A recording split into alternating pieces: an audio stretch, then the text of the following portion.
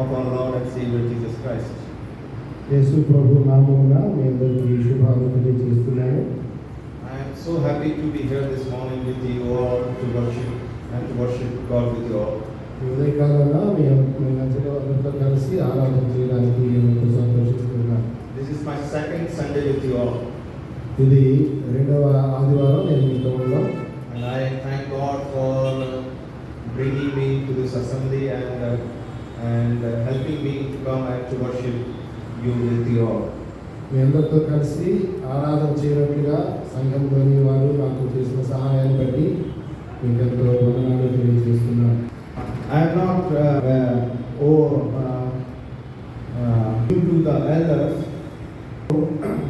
ఎల్డర్స్కి నేను కొత్త కాదు.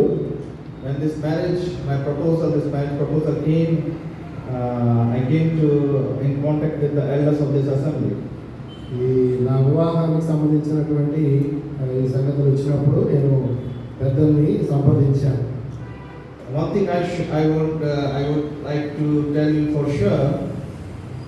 ఒకటి మీకు నేను చెప్పదలుచుకున్నాను.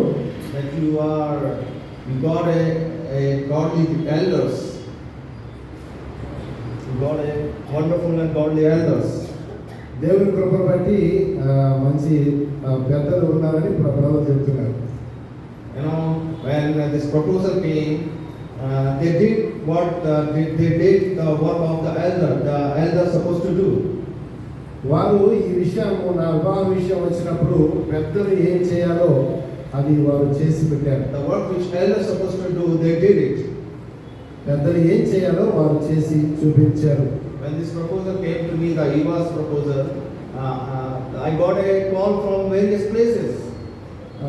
యువ సంబంధం నాకు వచ్చినప్పుడు నాకు చాలా స్థలాల నుంచి ఫోన్లు వచ్చాయి. They called me and they inquired about me. Brother, tell me something about you. చాలా మంది అడిగారు మీ గురించి చెప్పండి అని. So what do I understood that this is what the work of elder to take care of the flock, and also at the same time when they are going to take a major decision, they should be sure about that they are taking the right decision. ఏదైనా ఒక పెద్ద నిర్ణయం తీసుకోవాల్సి వచ్చినప్పుడు ఇట్లాంటి సంగతే పెద్దలు చేయవలసి ఉంది. ఇది వారి బాధ్యత. So one thing again I will say that you can say blessed to have an elder like those who are elders in this assembly.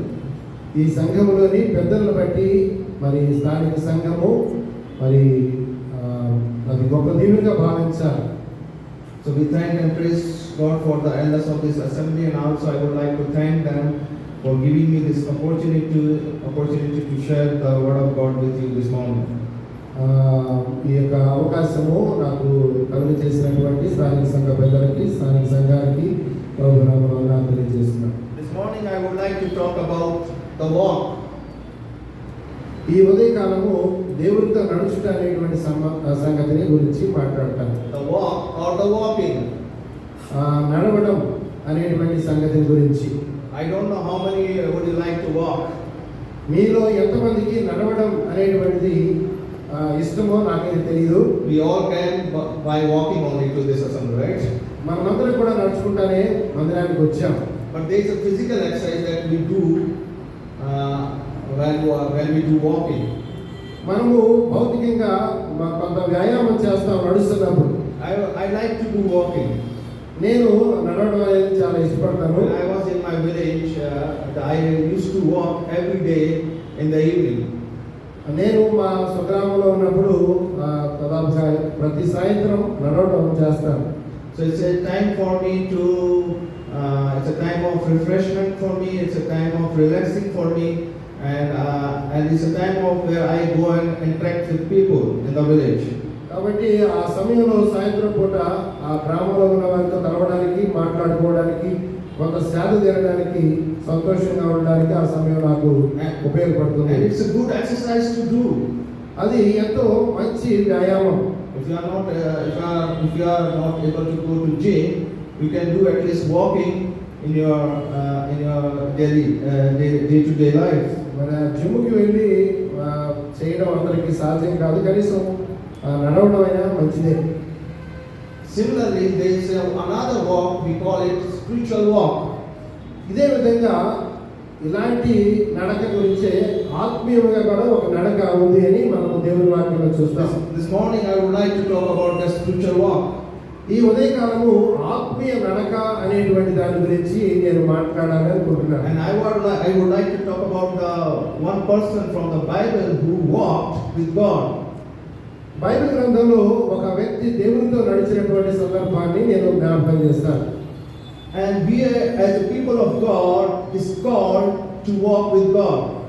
దేవుని ప్రజలముగా మనం పిలువబడింది ఎందుకంటే దేవునితో నడవడానికే. When we start our spiritual journey, God called us to His family and make us to be part of His family. ఆయన కుటుంబంలో సభ్యులుగా ఉండడానికి పిలిచి దేవుడు మనల్ని నడవాలని ఆయన ఆశిస్తున్నాడు ఆయనతో కలిసి. So why God called us to His family? Why God called us? దేవుడు మనల్ని ఎందుకు పిలిచాడు? Why God saved us? దేవుడు మనల్ని ఎందుకు రక్షించాడు? In this world, God called us, as we know from the Ephesians, that God chose us before the foundation of the world. ఎఫెసీ పత్రికలో మనం చదువుకుంటాం, మనము భూమి పునాదులు వేయబడక మునిపే మనల్ని దేవుడు నిర్ణయించుకున్నాడు, ఎన్నుకున్నాడని. God just called us for no reason. దేవుడు ఏ కారణం లేకుండా మనల్ని ఆయన ఎన్నుకోలేదు. God has some expectations from our life. దేవుడు మన జీవితం నుంచి ఆయన కొన్ని కోరుకుంటున్నాడు. God gave His only begotten Son to this world. దేవుడు తన సొంత కుమారుని ఈ లోకం కొరకై ఇచ్చివేశాడు. Because we were lost. ఆయన మన కొరకై ఆయన ఆ నష్టాన్ని ఎంచుకున్నాడు. We sinned against God. ఆయన ఏమి పాపం చేయలేదు. We went far away from God. మనం ఎంతో దూరస్థులంగా ఉన్నాం. But according to God's great plan, He sent His begotten Son to this world to be sacrificed on behalf of us. మనందరికి బదులుగా ప్రాయశ్చిత్తంగా ఉండడానికై మనల్ని ప్రేమించి తన కుమారుని లోకానికి పంపించాడు. He gave penalty for our sin. ఆయన మన కొరకు రావాల్సినటువంటి ఆ గొప్ప శిక్ష ఆయనే కట్టేశాడు. And those who believed on His Son, they became the child of God. ఆయన యందు విశ్వాసం ఉంచిన వారు ఆయన పిల్లలు అయ్యే అధికారం దేవుడు ఇచ్చాడు. They are called people. ఆ వారు పిలువబడినటువంటి ప్రజలు. They are called to walk with God. వారు దేవునితో నడవడానికి దేవుడు పిలిచాడు. That is the purpose of God, that He wants a special and a close relationship with you all.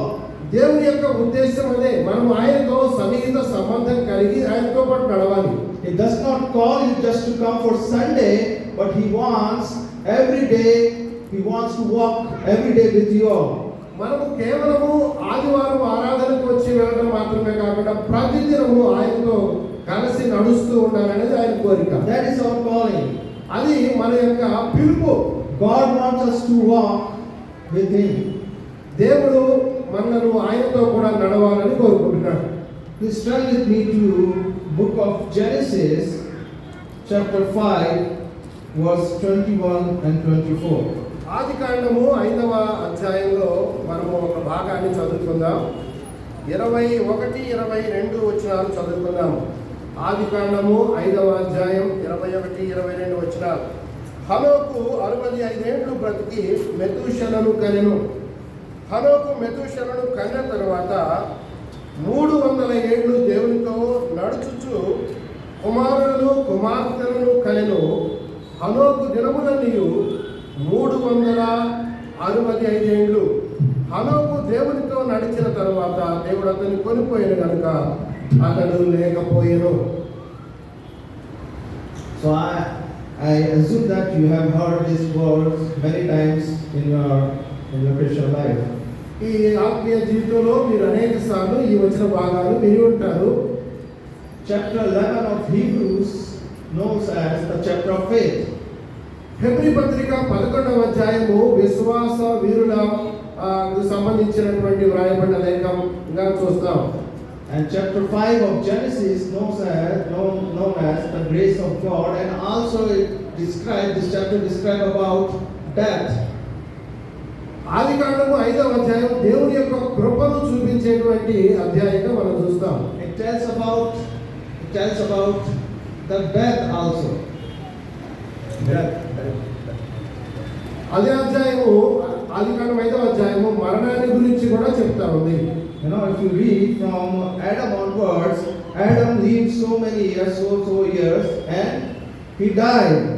ఆదికాండం 5వ అధ్యాయంలో మనం గమనిస్తాం వరుసగా ప్రతి వారు కూడా ఆదాము చాలా కాలం బ్రతికి తర్వాత మరణించాడు, మృతి పొందాడు అనే మాటలు మనకు వస్తాయి. Seth lived so many years, he died. అది ఎన్నోసార్లు మనము ఆ వచ్చిన ఆ లేఖనాన్ని చూస్తాం. And between this man is there, his name is Enoch, who lived this many years, and he did not die. అందరూ మృతి పొందారు అని చెప్పబడుతుండగా ఒక్క వ్యక్తి హనోకుని గురించి అయితే ఆయన మృతి పొందలేదు కానీ దేవునితో నడిచాడని రాయబడింది. So this chapter talks about death, what brings this death to the world. ఈ అధ్యాయము మరణము గురించి రాయబడుతూ ఉండగా అసలు మరణం ఎందుకు వచ్చింది ఈ లోకానికి? You have to go back to Genesis 3. మనము ఆదికాండం 3వ అధ్యాయానికి వెళ్ళాలప్పుడు When you go to Genesis 3, you will see what is the cause behind the death, why death came to this world.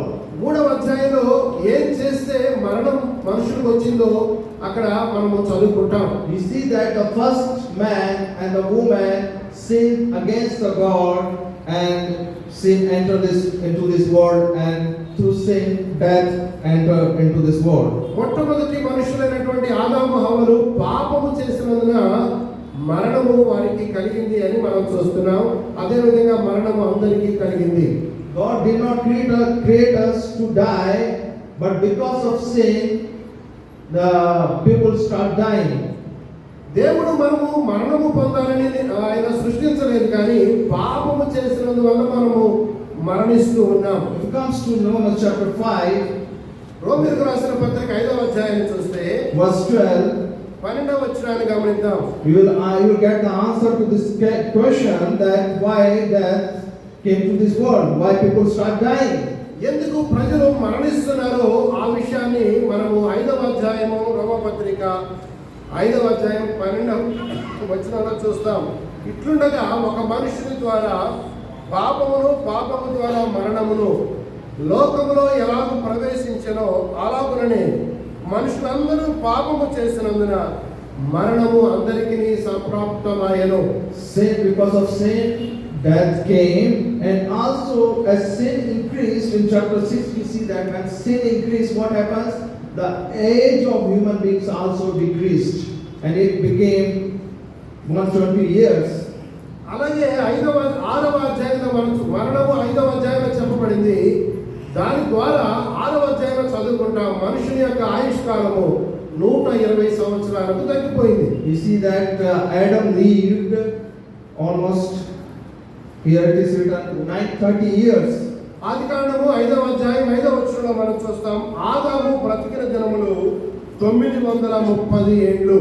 But when sin increased on earth, their age was limited to around 120 years. In chapter 6 verse 3. 6వ అధ్యాయం 3వ వచనంలో చూస్తే వారి ఆయుష్కాలము 120 ఏండ్లగును అన్నాడు. పాపం వల్ల ఆయుష్కాలము తగ్గిపోయింది. And here in middle of this chapter of Genesis chapter 5, we see this man Enoch who lived but he did not die.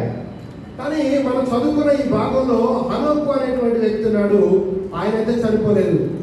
But today this morning we'll focus little bit on Enoch, and we'll try to see what were the qualities of Enoch that helped Enoch to walk with God.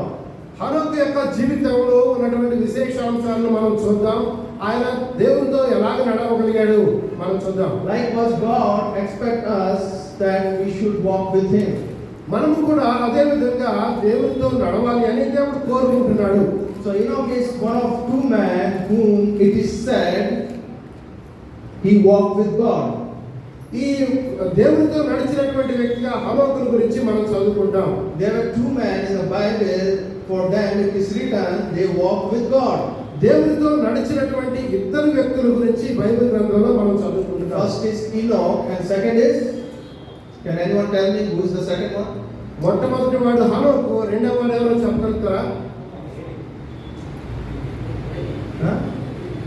Eli. Okay. So if you go to next chapter only, you will get the answer to that question. Who is the second person who walked with God?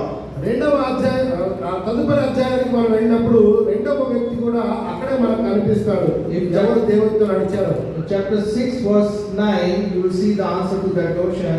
9వ వచనం 6వ అధ్యాయం 9వ వచనంలో మనము దానికి జవాబు మనం చూస్తాం. చూడండి, నోవహు వంశావళి ఇదే. నోవహు నీతిపరుడును తన తరములో నిందారహితుడునై ఉండెను. నోవహు దేవునితో కూడా నడిచినవాడు. Noah walked with God, but he died. నోవహు దేవునితో కూడా నడిచాడు, కానీ ఆయన చనిపోయాడు. Enoch walked with God, but he did not die. హనోకు దేవునితో నడిచాడు, ఆయన చనిపోలేదు. He was taken up. ఆయన తీసుకొని పోబడ్డాడు. Similar, there is another person who did not die in the Bible, but he was taken up. అలాగే మరొక వ్యక్తి కూడా ఆయన చనిపోలేదు, ఆయన కూడా తీసుకొని వెళ్ళబడ్డాడు. Right now brother gave the answer to that. ఆ వ్యక్తి పేరు ఇప్పుడే సహోదరుడు చెప్పారు. Elijah, right? ఆయన ఏలియా.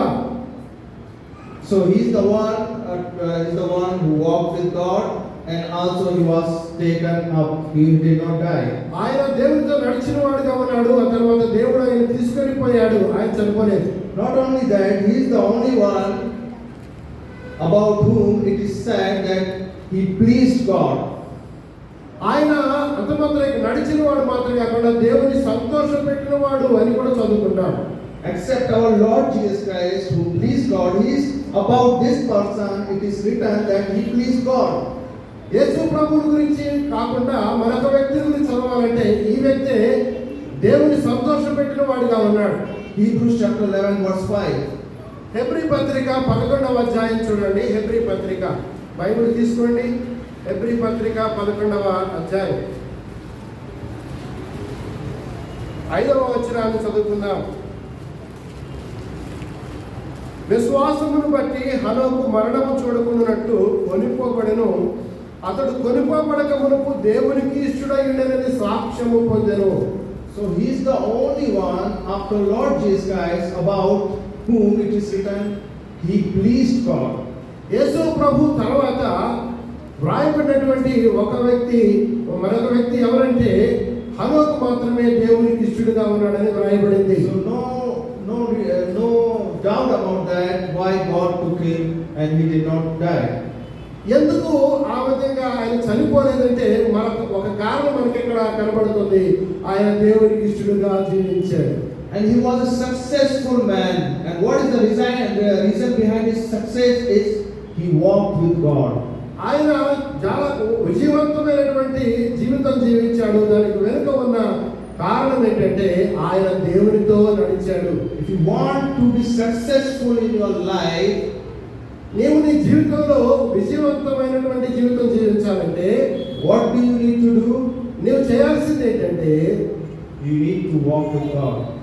నీవు దేవునితో నడవాలి. Now you will asking, you may be having this question in your mind. ఈ భాగం మనం ఆలోచన చేస్తున్నప్పుడు What do you mean by walk with God? దేవునితో నడవడం అంటే ఏంటి అసలు? You are talking about in a literal sense, or what sense you are talking about? మనము ఏ విధంగా తీసుకుంటాం, దాన్ని అక్షరార్థంగా తీసుకుంటామా, ఆత్మీయంగా తీసుకుంటామా ఆలోచన చేద్దాం. When we see that in the scripture here in verse in 21 to 24, we see that the writer used that Enoch walked with God.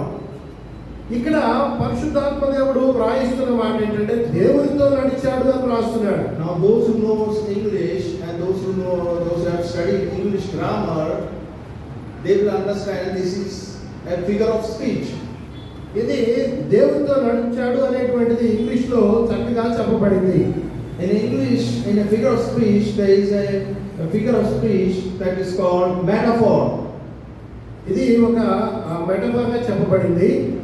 So it describes what metaphor describes. Metaphor describes an action or object in a way that is not literally true.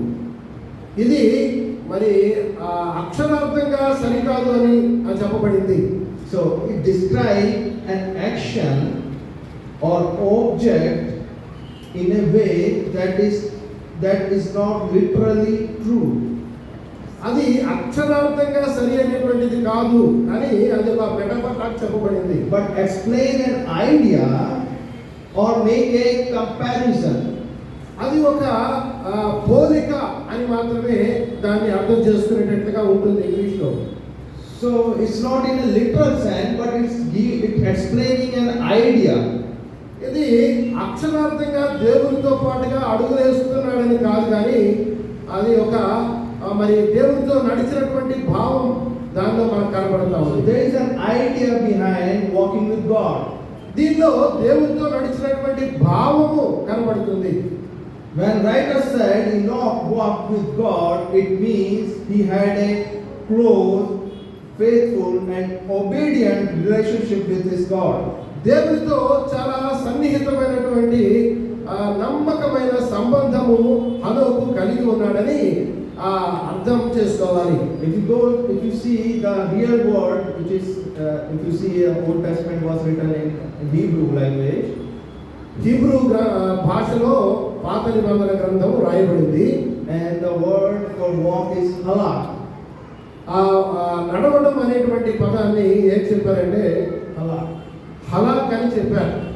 That means Hebrew భాషలో హలాక్ అన్నారు. that means communion or you can say intimacy with God. దాని అసలైనటువంటి అర్థం ఏంటంటే దేవునితో చాలా దగ్గరగా ఉండి ఆయనతో పాటు జీవించడం అని. So Enoch had a very close relationship with God. దేవునితో హనోకు చాలా దగ్గర సంబంధం కలిగి ఉన్నాడు, సన్నిహిత సంబంధం కలిగి ఉన్నాడు.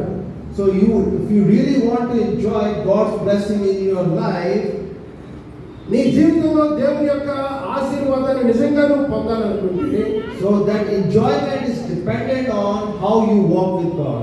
ఆ సంతోషము దేని మీద ఆధారపడి ఉంటుందంటే ఆయనతో నీవు ఎలాగ నడుస్తున్నావో దాని మీద. If you have a good fellowship with God and if you are obedient to His word, what He says, and you do it, you will enjoy the blessings of God. నీవు విధేయుడుగా దేవునికి సన్నిహితంగా నీవు నిజంగా జీవిస్తుంటే ఆ గొప్ప సంతోషాన్ని నీవు పొందగలుగుతావు. And if you disobey, I will give you an example from the Bible where the person disobeyed and he loses the fellowship with God.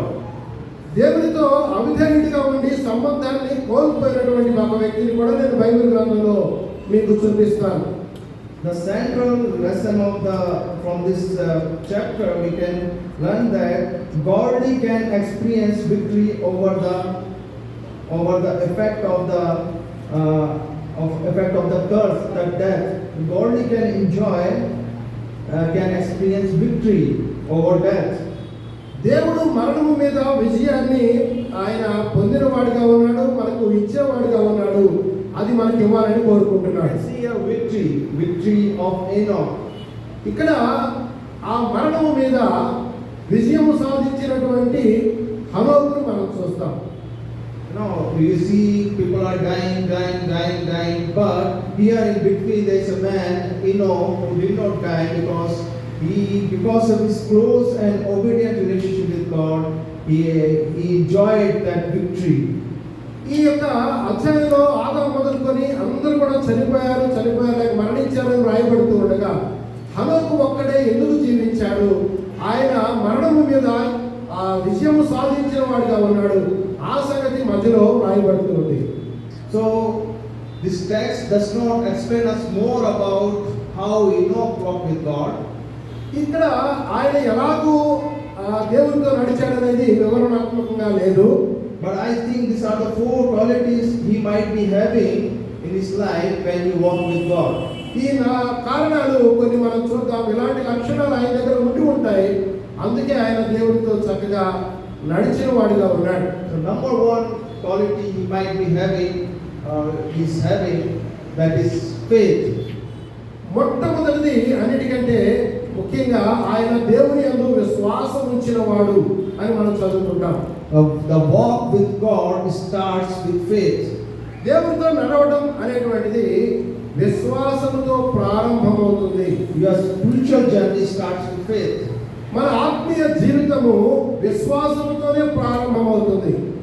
When you believe in His Son as your personal Savior and Lord, your spiritual journey starts at that moment. దేవుని కుమారుడైన యేసుక్రీస్తు ప్రభువుని నీ సొంత రక్షకుడుగా అంగీకరించి విశ్వసించిన దినము నుంచి నీ యొక్క మరి యాత్ర ప్రారంభమవుతుంది. Now God wants you to have a close relationship with Him. దేవుడు కోరుకుంటున్నాడు ఆయనతో సన్నిహిత సంబంధం, దగ్గర సంబంధం కలిగి ఉండాలి అని ఆయన కోరుకుంటున్నాడు. So if you want to walk with God, you should have faith. కాబట్టి మొట్టమొదటిగా మనం చూస్తున్నాము దేవునితో నడవాలంటే దానికి మొట్టమొదటి అవసరమైంది విశ్వాసము. If you don't have faith, God will not walk with you. నీకు విశ్వాసం లేకపోతే దేవుడు నీతో నడవడు. And Hebrews 11:6 it clearly said it is impossible to please God without faith. ఎబ్రీ 11:6 మనం చూస్తాం విశ్వాసము లేకుండా దేవునికి ఇష్టమైన అసాధ్యము. So faith is never doubting. Never doubting. విశ్వాసం అనేది ఎప్పుడు కూడా అనుమానపడదు, సందేహపడదు. That is faith. అదే విశ్వాసం అంటే. That's what God wants us, that we should have total faith and total dependence on Him. దేవుని మీద సంపూర్ణమైన విశ్వాసము, సంపూర్ణంగా ఆధారపడటం మన దగ్గర ఉండాలి అని దేవుడు కోరుకుంటున్నాడు. Walk with God is only possible when you have faith in Him. కాబట్టి ఆయన యందు విశ్వాసం ఉంటేనే మనము ఆయనతో పాటు నడవగలుగుతాము. And He will be also pleased to walk with you. అలాగే ఆయన కూడా మనతో నడవడానికి ఇష్టపడతాడు. So number one point is the qualities about from the Enoch life we can learn, which is not in the text, but we can learn something, we can assume that he had faith in God. కాబట్టి హనోకు జీవితం ద్వారా మనం నేర్చుకుంటున్న సంగతి ఏంటంటే ఆయన దేవుని యందు విశ్వాసం ఉంచినవాడు. And second thing, the walk with God means spending time with God. రెండవదిగా దేవునితో నడవడం అంటే దేవునితో కొంత సమయం గడపడం. Now, how do we know a person is good or bad? ఒక వ్యక్తి మంచివాడో చెడ్డవాడో మనకు ఎలా తెలుస్తుంది? When you spend time with him, right? మనము ఆయనతో కొద్దిగా సహవాసం చేస్తే మంచివాడో చెడ్డవాడో అర్థమవుతుంది. Similarly, if you want to know your God, what do you need to do? కాబట్టి దేవుని తెలుసుకోవాలంటే నువ్వు చేయాల్సింది ఏంటంటే, suppose you started your journey recently, your faith journey recently. Some of you maybe come just recently to know the Lord. ఇటీవలే కొంతమంది మీరు విశ్వాస యాత్ర ప్రారంభించిన వారు ఉండొచ్చు. So what first thing you need to do is to spend time with God. కాబట్టి మీరు మొట్టమొదటిగా నేర్చుకోవాల్సింది ఏంటంటే దేవునితో గడపడం నేర్చుకోవాలి. I think nothing pleases God than this, that we know and understand Him. దేవుని సంతోషపెట్టే దీనికంటే మించింది ఏంటంటే ఆయనతో పాటు సమయం గడపడం. We can know Him and understand Him better. It will please Him. ఆయన సంతోషపెట్టే సంగతి ఏంటంటే ఆయనకు దగ్గరగా ఉంటూ ఆయన సంగతులు మనము తెలుసుకోవడం. I like this verse so much, that is in Jeremiah chapter 9. ఇర్మియా గ్రంథంలో 9వ అధ్యాయంలో ఈ మాటలు మనకు కనబడతాయి. Chapter 9 verse 23 onwards. 23వ అధ్యాయం 9వ అధ్యాయం 23వ వచనం నుండి చూస్తే ఇర్మియా గ్రంథం 9వ అధ్యాయం 23వ వచనం. యెహోవా ఇలాగ సెలవిస్తున్నాడు, జ్ఞాని తన జ్ఞానమును బట్టి శూరుడు తన శౌర్యమును బట్టి అతిశయింపకూడదు, ఐశ్వర్యవంతుడు తన ఐశ్వర్యమును బట్టి అతిశయింపకూడదు. అతిశయించువాడు దేనిని బట్టి అతిశయింపవలెను అనగా, భూమి మీద కృప చూపుచు నీతి న్యాయములు జరిగించున్న యెహోవాను నేనే అని గ్రహించి నన్ను పరిశీలనగా తెలుసుకున్నను బట్టి అతిశయింపవలెను. అట్టి వాటిలో నేను ఆనందించువాడనై ఉన్నానని యెహోవా సెలవిస్తున్నాడు. For in this thing I delight, declares the Lord. What are those things that God delights? It's written there. ఇక్కడ దేవుడు ఏ ఏ విషయాల్లో ఆనందిస్తాడో వ్రాయబడింది. That he understands and knows me, that I am the Lord. దేవుణ్ణి అర్థం చేసుకొని ఆయనే దేవుడు ప్రభువు అని గ్రహించిన సంగతిని బట్టి దేవుడు ఆనందించేవాడై ఉన్నాడు. And how do we know God? How do we know more about God? దేవుడి గురించి మనము మరెక్కువ సంగతులు ఎలా తెలుసుకోగలుగుతాం? How do we know about each other? మనము ఒకరినొకరు ఎలా తెలుసుకోగలుగుతాం? When we spend time with each other, right? ఒకరితో ఒకరు మనము సమయం గడుపుతున్నప్పుడు వారి గురించి మనం తెలుసుకుంటాం. Then you will come to know how is Babu Bhaiya. ఇక్కడ సోదరుడు ఈయన బాబు కూడా అంటారు. బాబు ఎలాంటి వాడు అంటే ఆయనతో సమయం గడిపినప్పుడు మనకు తెలుస్తుంది. Now what are the positive and negative points of Babu Bhaiya? ఆయనలో మంచివే ఉన్నాయి, చెడ్డవే ఉన్నాయి అనే సంగతులు ఆయనతో సమయం గడిపితే తెలుస్తుంది. Now my wife will come to know how is Babu Bhaiya more than others.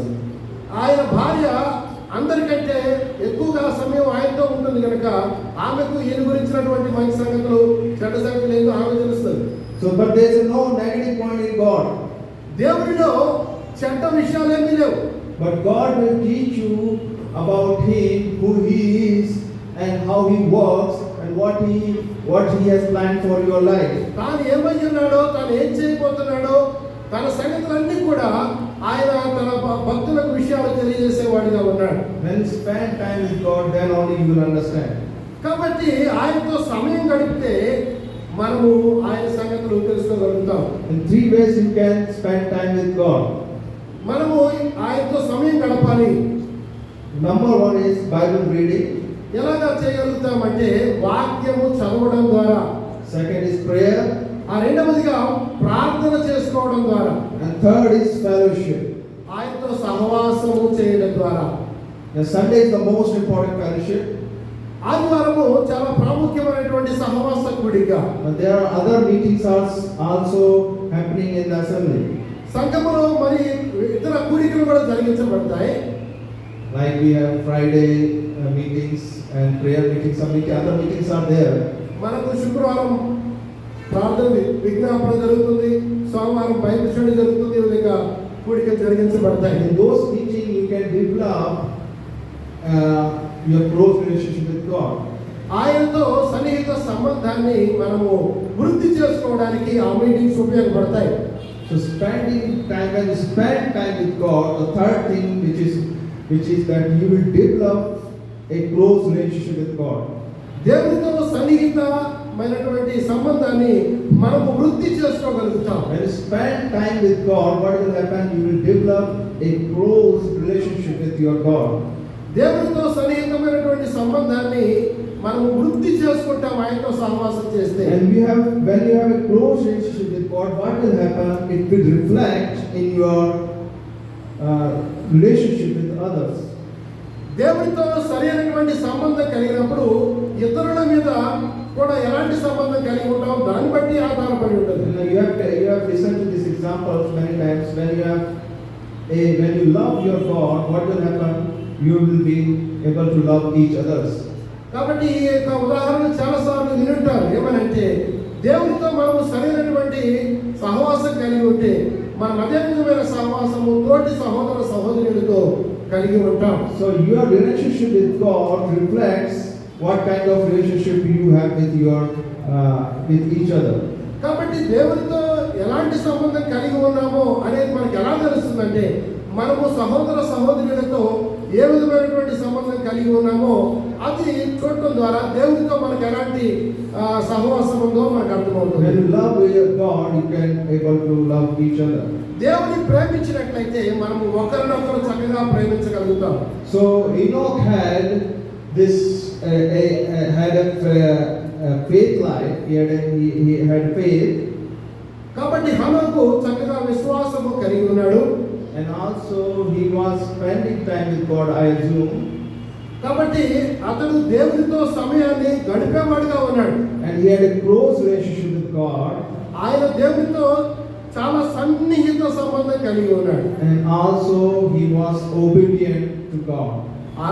ఆయన దేవునికి విధేయుడిగా కూడా ఉన్నాడని మనం చదువుతాం. I think in this area we all sometimes lack కాబట్టి ఈ యొక్క మనం చదువుకున్నటువంటి ఈ కారణాలు విశ్వాసంలో కానీ దేవునితో సన్నిహిత సంబంధం కలిగి ఉండడంలో కానీ మనము ఏమైనా విధేయత చూపించడంలో కానీ ఏమైనా లోపం కలిగి ఉన్నామేమో మనం పరీక్షించుకోవాలి. We choose some things to obedient and something not to be obedient. మనము కొన్ని విధేయత చూపించాలని మనం నిర్ణయించుకుంటాం, కొన్నిట్లో విధేయత చూపించాం. But Enoch was not like that. That's why God took him.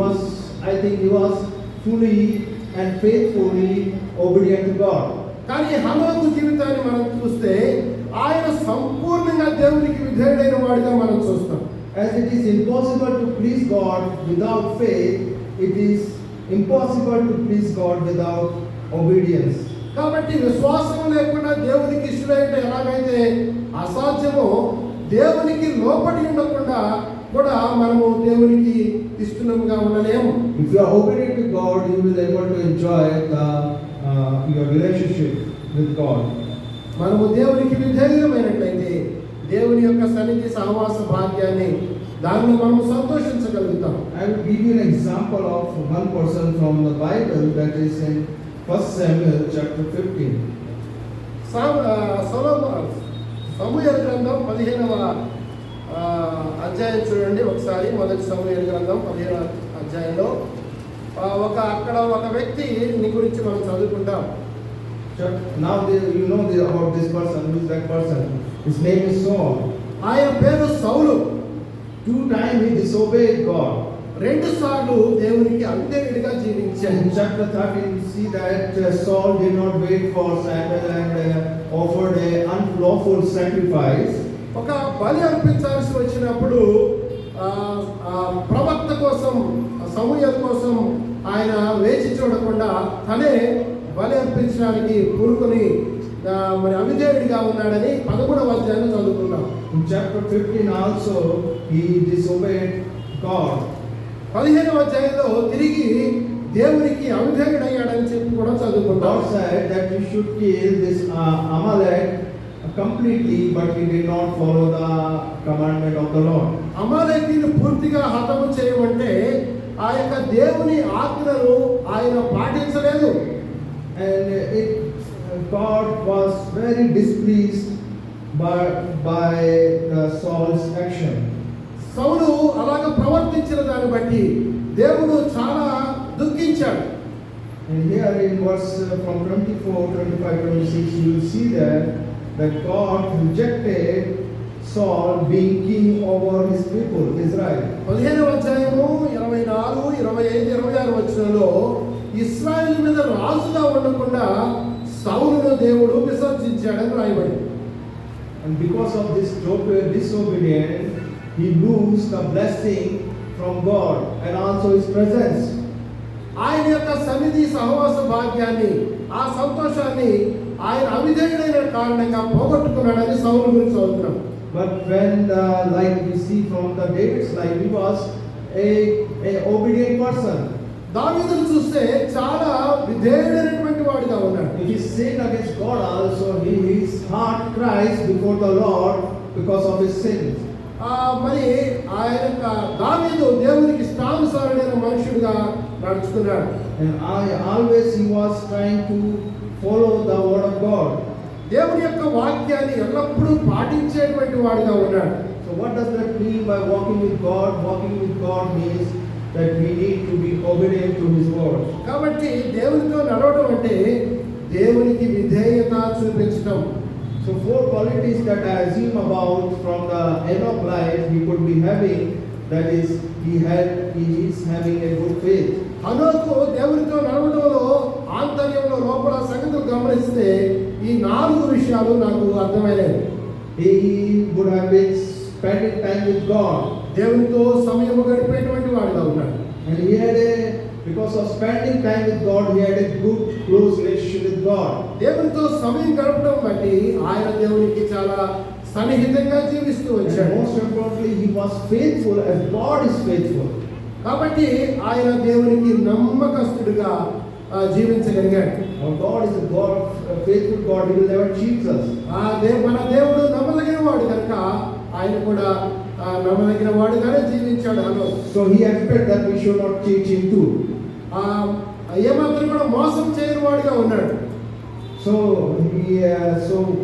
he expects, God expects that we should be faithful and obedient to him. కాబట్టి దేవుడు అలాగా విధేయులమై ఆయనకు నమ్మకంగా ఉండాలని ఆయన కోరుకుంటున్నాడు. So if you want to be successful in your life, దేవుని విషయంలో నీవు ఒక విజయవంతమైన శ్వాస జీవితం జీవించాలంటే, or successful in your work places, నీ పనుల్లో విజయం సాధించాలంటే, as a husband, భర్తగా, as a wife, భార్యగా, if you want to be successful, నీవు విజయవంతంగా ఉండాలంటే, and that key to that success is walking with God. దేవునితో నడవడం ఆ విషయాల్లో మనకు విజయాన్ని సంతోషాన్ని ఇచ్చేదిగా ఉంది. If you walk with God, you will have a successful life.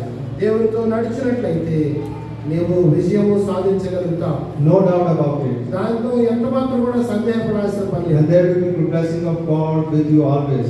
ఎప్పుడు కూడా దేవుని దీవెనలు మన మీద ఉంటాయి. And when you walk with God, you will know how to be a good husband. కాబట్టి దేవునితో నడిస్తే ఒక మంచి భర్తగా నువ్వు ఎలా ఉండాలో దేవుడు నీకు నేర్పిస్తాడు. When you walk with God, you will learn how to be a good wife. మంచి భార్యగా ఉండాలంటే దేవునితో నడిచినప్పుడు దేవుడు దాన్ని ఏ విధంగా నువ్వు మంచి భార్యగా ఉండగలవో ఆయన నీకు నేర్పిస్తాడు. How to behave in a good workplaces. నీవు పనిచేసే స్థలంలో నీ ప్రవర్తన సరిగా ఉండాలంటే కూడా దేవుడు నీకు నేర్పిస్తాడు. ఆయనతో సహవాసం చేస్తే How to love each other. ఇతరులను ఏ విధంగా ప్రేమించాలో అది కూడా ఆయన నేర్పించేవాడు. How to forgive each other. ఇతరులు ఏ విధంగా క్షమించాలో అది కూడా ఆయన నేర్పిస్తాడు. It all will learn when we spend time with God and walk with God. ఇదంతా ఎప్పుడంటే ఆయనతో గడుపుతూ ఆయనతో నడుస్తూ ఉన్నప్పుడు మాత్రమే సాధ్యం. Let God help each one of us to in our daily life to walk with Him. కనుక మన జీవితంలో ప్రతిదినము ఆయనతో నడవడానికి పరిశుద్ధాత్మ దేవుడు మనందరికీ సహాయం చేయనుగాక. Once again, I thank the elders of this assembly for giving me this opportunity. మరొకసారి మరి ఈ యొక్క అవకాశం ఇచ్చినటువంటి స్థానిక సంఘ పెద్దలకు సంఘానికి వందనాలు తెలియజేస్తున్నాను. Thank you.